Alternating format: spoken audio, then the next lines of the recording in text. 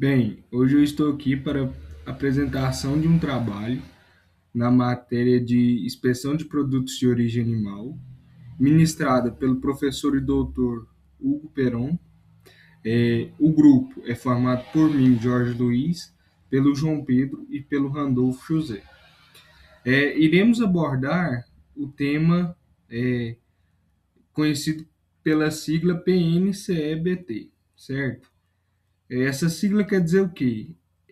É um programa, né, nacional de controle e erradicação da brucelose e tuberculose.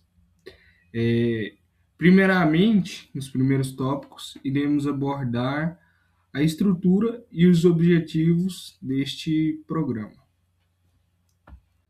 Agora, dando continuidade à apresentação, irei trazer um pouco sobre os objetivos principais do programa, onde um deles é buscar a redução da prevalência da brucelose e da tuberculose em bovinos e bubalinos, onde essa prevalência ela vai se referir a uma proporção do número de casos, certo? Incluindo casos novos e antigos em um determinado período, certo? Fazendo assim um apanhado geral, né, sobre o impacto dessa mesma doença. Dentre outro objetivo está a redução da incidência de ambas as doenças também, onde essa incidência ela é um indicador que vai apontar, né, buscar apontar apenas o número de casos novos, certo? Em um determinado período de tempo. E buscando a prevalência e a incidência, consequentemente, um dos objetivos será o que? Alcançar a erradicação, né, dessas doenças, tanto da brucelose quanto da tuberculose, e assim trazer uma maior segurança sanitária para os produtos advindos de origem animal. Falando um pouco agora sobre a estrutura do programa, ele é um programa que busca desenvolver tanto ações oficiais como ações privadas, né? Essas ações oficiais serão executadas principalmente pelos serviços de defesa sanitária animal. Um exemplo disso mesmo é a agrodefesa, certo? E busca desenvolver também ações privadas, que serão executadas principalmente por médicos veterinários habilitados, certo? E a junção, né, dessa parceria entre essas dois membros, essas duas equipes, vai fazer com que as atividades do programa aconteçam de forma padronizada e organizada para que se alcance o, o objetivo principal, que seria a erradicação. Agora falando um pouco sobre as principais medidas, que agora vai destrinchar melhor sobre quais são as ações, tanto privadas quanto oficiais, o que elas vão fazer, né? São essas aí, onde será feita a vacinação obrigatória contra a brucelose, realização de teste diagnóstico quanto para brucelose quanto para tuberculose, certificação de propriedades livres das doenças, ou seja, abrange as duas, esse tópico. Controle do trânsito de animais, certo? Para você saber de onde esses animais vêm, se eles vêm de uma fazenda que já tem um histórico dessas doenças, certo? E o encaminhamento dos animais positivos ao abate sanitário, para que assim essa doença não se alastre. E a gente sabe que por mais que tenha é, essa fiscalização, muitas pessoas buscam omitir ou esconder esses casos. Então, esse encaminhamento desses animais ao abate sanitário evita isso para que não aconteça a propagação da doença. Bom, agora entrando um pouco no campo de atuação nosso, que é o papel do médico veterinário, né? O médico veterinário habilitado ele vai ser responsável por quê? por executar atividades técnicas padronizadas, realizar vacinação, realizar exames de ambas as doenças e, a partir desses exames, pode emitir documentos, tanto que condene, né, o animal que esteja positivo para aquela doença, ou que libere ele, no caso de negativo, certo? Ou seja, a atuação do médico veterinário é crucial, né, para que ações certas e corretas aconteçam, para que se alcance a segurança da produção animal. Agora falando um pouco sobre a responsabilidade do produtor rural, né?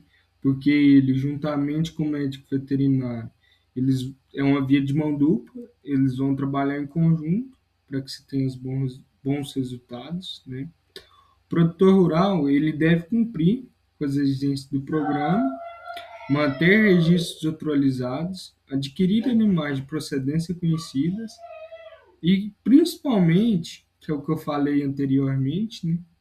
Que muitos produtores fazem, que é omitir casos, é comunicar quando tiver alguma suspeita, entrar em contato, para que as medidas certas sejam tomadas e assim evitar problemas maiores, certo? Então, assim, o produtor rural, ele deve nos ajudar e ser parceiro, né, para que a gente tenha um trabalho mais eficiente, certo? E assim tenha melhores resultados. Dando continuidade, vou estar falando um pouco sobre a brucelose, que ela é uma doença causada pela Brucella abortus, que atinge o sistema reprodutivo dos animais e é transmitido por meio de secreções como leite, sangue, resto de parição, como placenta, fezes abortados e entre outros. Causa grandes perdas econômicas por conta que em um rebanho onde tem infecção por brucela, os animais são positivados, tem uma alta taxa de aborto no terço final da gestação. E é considerado uma zoonose, o que coloca em risco a saúde pública no geral. A tuberculose é causada pelo Mycobacterium bovis, que atinge o sistema respiratório, principalmente os pulmões. Ela é transmitida por meio de aerosóis, secreção nasal e o contato direto do animal saudável com o animal doente. Também é transmitido por meio de fômites. Ela é uma zoonose que causa grandes perdas econômicas e também perdas para a saúde, tanto do produtor quanto da população em geral. Para se diagnosticar essas doenças, tem alguns testes que são feitos, como o sorológico, o antígeno acidificado tamponado para a brucelose e para a tuberculose se realiza a tuberculinização intradérmica. Um dos métodos de controle de doenças é a vacinação. Entretanto, ainda não há vacina para a tuberculose, apenas para a brucelose. A vacina para a brucelose, existe dois tipos disponíveis no mercado, que é a B19 e a RB51. A B19 ela é indicada apenas para fêmeas de 3 a 8 meses de idade. E a vacina RB51 tem indicação para fêmeas de 3 a 8 meses, porém ela é mais utilizada para fêmeas que ultrapassam essa idade e não foram vacinadas. Então ela é utilizada como reforço para os animais mais velhos, mas também para a primeira vacinação de animais que excederam a idade de 8 meses e não foram vacinados. E todas as fêmeas bovinas e bubalinas devem ser vacinadas contra a brucelose na idade de 3 a 8 meses. Para identificar os animais que foram vacinados com a vacina contra a brucelose, é realizada a marcação na face esquerda do animal. Essa marcação ela tem de dois tipos, ou o número ou a letra V, a depender do tipo de vacina utilizada. Para a vacina B19, que é realizada apenas em fêmeas de 3 a 8 meses, ela será o número final do ano. Por exemplo, estamos no ano de 2026, então a marcação realizada será o número 6 em todas as fêmeas vacinadas de 3 a 8 meses nesse ano. A marcação em V é para as fêmeas vacinadas com a vacina RB51. É o que identifica em qual vacina aquele animal foi vacinado.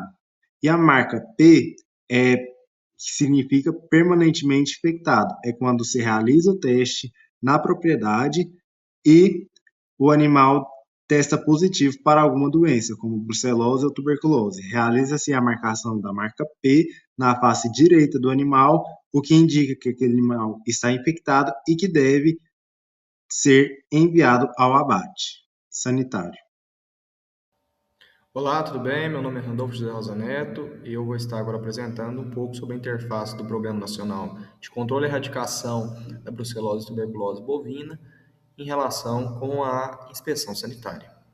Esse programa, né, como os meninos já vão explicar, ele é um complemento à vigilância sanitária, né, buscando assim resolver alguns problemas trazidos oriundos ali do carregamento desses animais acometidos da tuberculose ou da brucelose. Pode ser tanto feito antes, né, na inspeção ante-mortem, onde é avaliado os sinais clínicos do animal, fazendo com que haja uma segregação dos animais que obtêm algum sinal clínico relevante. E na inspeção pós-mortem, os exames de carcaça, né, assim como os linfonodos, né, algumas alterações caseosas que possam estar envolvidas e que podem ser examinadas a fim de descobrir caso de tuberculose ou brucelose que não tenha sido realizada antes. A identificação dessas lesões, elas trazem muitas informações para nós e assim faz com que haja uma comunicação com a agrodefesa e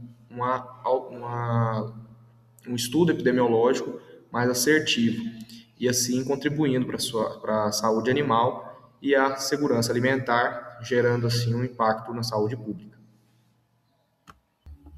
Continuando agora, a gente vai falar um pouco sobre o abate sanitário e o destino das carcaças, né? Ao encontrar lesões localizadas, a condenação pode ser parcial, fazendo com que esse animal tenha um aproveitamento da sua carcaça. Porém, se a lesão for generalizada, esse animal tem a condenação total da carcaça e de vísceras. Um exemplo grande é na brucelose em relação aos órgãos reprodutores, glândulas mamárias, o sangue.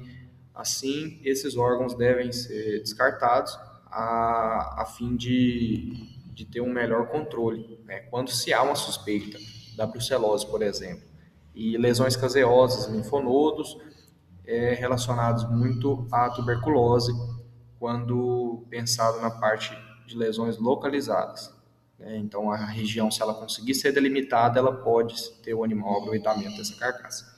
Então, o destino da carcaça ele depende da gravidade das lesões encontradas durante a inspeção. Quando as alterações são restritas apenas à região afetada, pode ser condenada. Já nos casos de lesões disseminadas, toda a carcaça e vísceras são descartadas.